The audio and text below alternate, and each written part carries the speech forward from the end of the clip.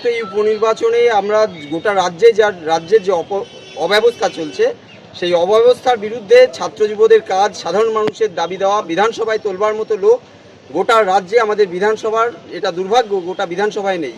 ফলে এবারের বিধানসভার উপনির্বাচনের মধ্যে দিয়ে আমরা আমাদের বামপন্থী প্রার্থী, আমাদের বাম প্রতিনিধি পাঠাতে চাইছি, যার মধ্যে দিয়ে প্রকৃত মানুষের সমস্যা, ছাত্র যুবদের সমস্যা যাতে বিধানসভায় তুলে ধরা যায়, এটাই আমাদের মূল লক্ষ্য।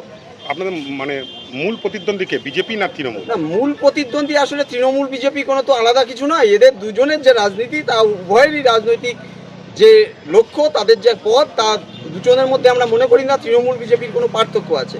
এই দুটো দলের বিভিন্ন ফুল নিয়ে, বিভিন্ন নাম নিয়ে দাঁড়িয়ে পড়েছে। আপনারা দেখবেন এদের ক্যান্ডিডেটের লিস্ট, এরা সকলেই এক, তৃণমূল এবং বিজেপি উভয়কেই আমরা একটা ধরছি। এদের রাজনীতি হলো আমাদের গোটা রাজ্যের শত্রু। ফলে আমরাও রাজ্যের বন্ধু হিসাবে আমরা মনে করি এটা রাজ্যের শত্রু শক্তিকে আমাদের বিচ্ছিন্ন করতে হবে জনগণের ভেতর।